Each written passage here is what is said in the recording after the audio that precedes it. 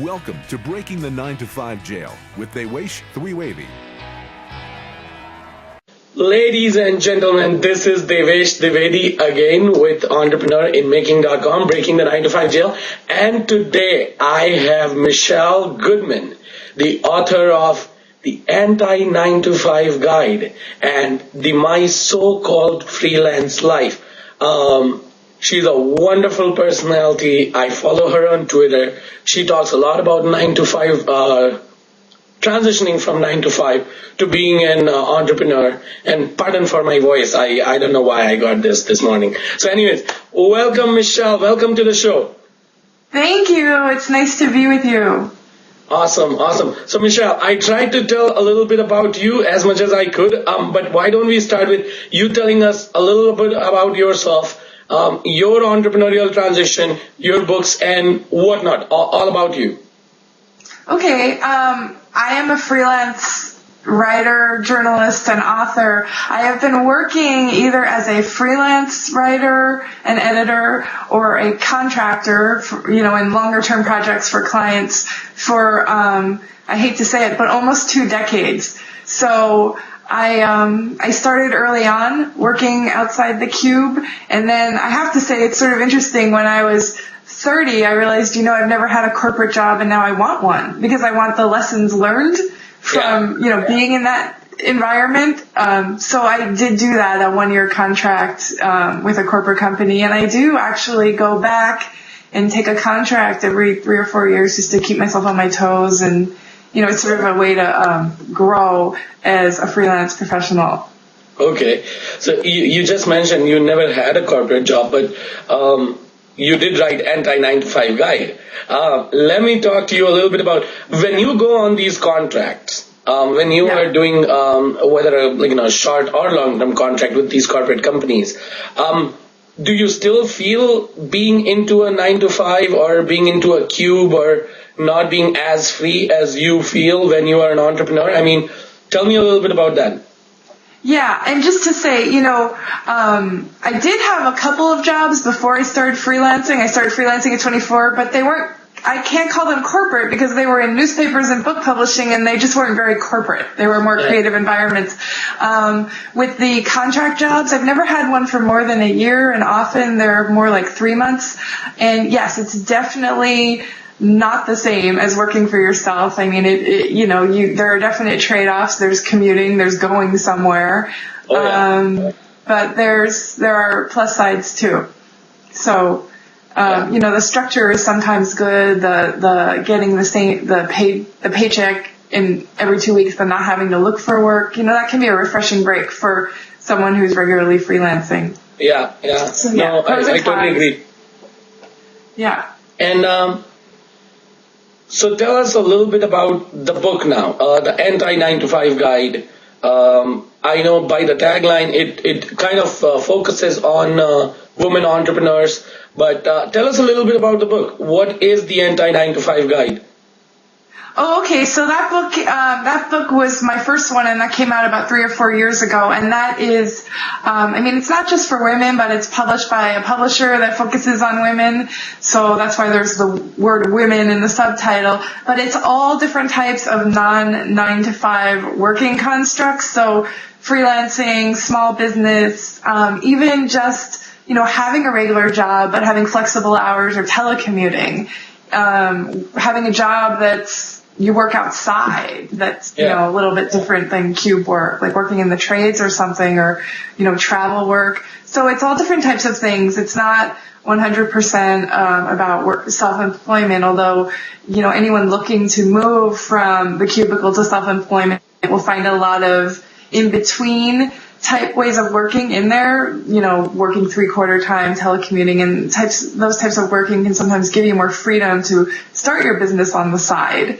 Which I'm a big fan of, by the way, easing into it as opposed to, quitting your job today and starting your business tomorrow. Unless you're independently wealthy, it's kind of a crazy thing to do. That can be argued, but sometimes I think it totally depends on the person. It totally depends on that person's situation and personality and so many more things. Because a lot of times, keeping that day job might be the deterrent in your success, because you can't focus on your business that much. And the other thing that I tell a lot of people is the way I see entrepreneurship is just as employment. If you put in full-time efforts, you get full-time salary. If you put in side efforts, you get side salary. So the same way, Right.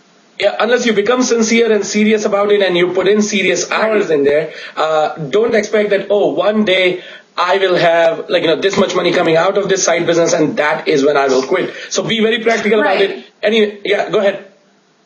I agree with what you're saying, and the point, and all I was trying to say is you can't just quit without any preparation. I mean, Oh, of you can, but don't expect to have any money for, several months, most likely. I mean, in both my books, and the second book is about 100% freelancing, so working as a creative professional who, farms out their services to companies and, individuals and creative businesses. But anyway, yeah, I mean, it's milk your day job for all you can in terms of saving up money. Always keep, no, sorry, go ahead.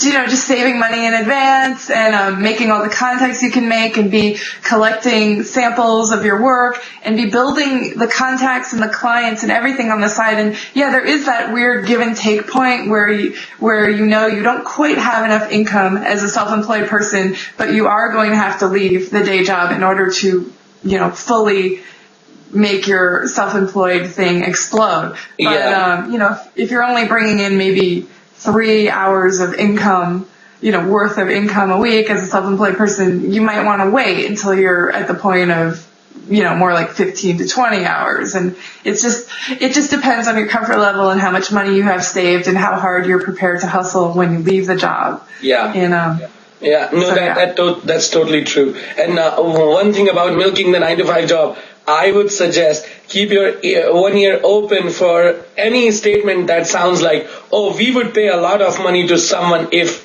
they could do this. Right. That's one tip. I know a lot. I have interviewed hundreds of entrepreneurs on this blog, and dozens out of them have been the kind of entrepreneurs where they were working into a 9-to-5 job. Their boss or someone in their department said, oh, you know what, we don't have this particular function here. We would pay a lot of money if someone could make our life easier this way. And these guys actually did some research, did whatever, and then later on went to their boss, say, you know what, we can do this, and I'm going to go start my own company, and this is what I'm going to do. Would you like to be my first client? And you know what, in most of the cases, that turned out to be a very positive experience. So I think that's a great way to milk your 9-to-5 when you're trying to get out. Sure. So next, what do you think?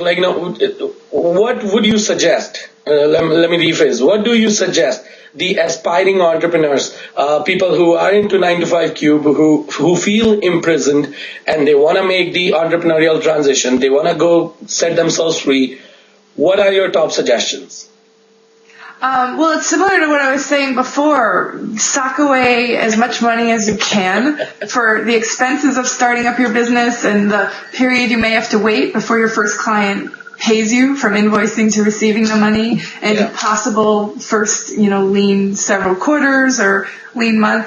Be networking like crazy. I mean, you should be able to name, write down a list of 100 people you could comfortably email and ask for a favor in your field. And if you can't even think of 5 people that you are that networked with in your field, start taking advantage of the fact that you work at a company where the name might carry some clout, and you can meet people on LinkedIn and you can meet them at professional events, and just start getting more and more connected. Yeah. And again, just building up your arsenal of samples and building up the clientele and whatever. I'm not a fan of spending a ton of money to launch your business with, over the top 5-figure marketing campaign and all that, but you will need some sort of web presence, so work on that.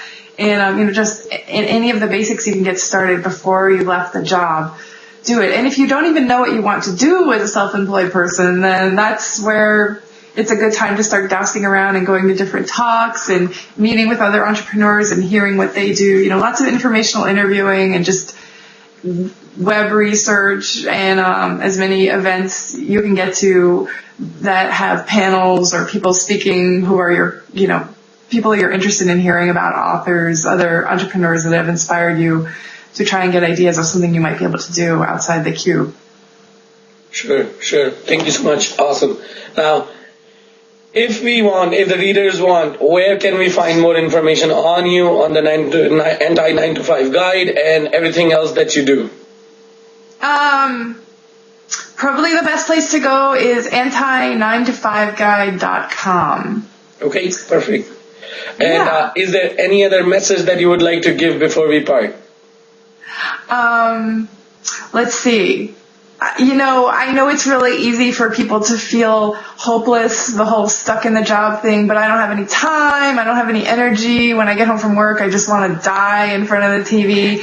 And there is something to be said for starting a little research project, just starting to dabble and poke around. It's inspiring, it's exciting, it gives you this thing to look forward to after your owner's day job. If you absolutely have no energy after 6 p.m., then get up 15 minutes earlier or get to your desk at work 15 minutes earlier. If you can't use your work, internet for that, use your phone. If neither one of those is an option, then go somewhere where you can use the public internet and then go to work and do it. But, there's always a way to squeeze out 15 minutes of a week. 15 minutes is not a lot. And if you can't make the 15 minutes, either a day or a week to start researching your next step, you're probably never going to make the change. Yeah, that's probably a very, very, very strong and a very insightful statement. If you can find 15 minutes a week, we are not even talking a day. It might just be the wrong time in your life to start. If you can't, find the resources, like if you can't, it's very understandable if you can't use your internet at work for this, but if you can't use your phone or if you can't find a public place or whatever, if there is a will, there is a way. That's what entrepreneur's mantra is. So you will find your resources. You will bootstrap, you will do whatever you have to do to bring all the resources together to make your dream happen, to make this transition happen. So if you can, as just Michelle right now said, if you can find 15 minutes in a week just to do some basic research or just to go to a few events, is this the right time to change? Anyways, Michelle, thank you so much for being with us. Really appreciate it. All the audience, all the viewers at Breaking the 9 to 5 Jail, entrepreneurinmaking.com, both the websites, definitely appreciate you being here. Thank you so much. Have a nice day. Thank you too. Take